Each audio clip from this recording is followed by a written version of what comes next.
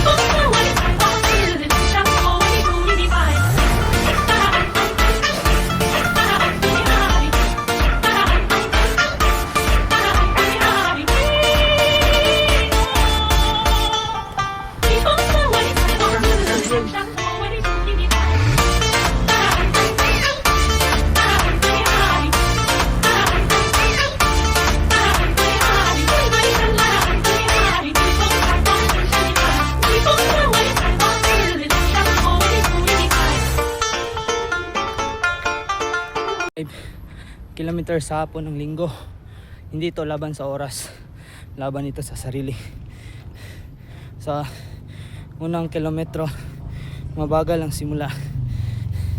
Pangalawa, unti-unting umiinit ang katawan. Sa pangatlo, ramdam mo na ang pagod na dala ng buong linggo. Grabe. Pero bawat takbang, pinapaalala ko sa sarili ko kung bakit ako nandito. Run for Justice. Isang takbo na may saysay. Isang takbo na may panindigan. Day 1 pa lang ito. Pero dito nagsisimula ang disiplina. Sa mga araw na pwede kang magpahinga pero pinili mong kumilos.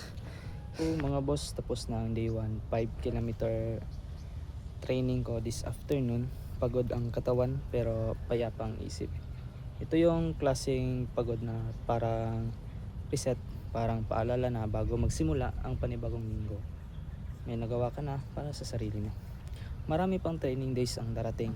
May mga araw na mas madali, may mga araw na mas mahirap. Pero kung kaya mo maging consistent kahit linggo, kaya mo rin maging consistent kahit anong araw. So ito mga boss, day 1 is done. 5 km training para sa 10 km Run for Justice sa February 15, 2026. Salamat sa pagsama mga boss. Ito pala ang simula.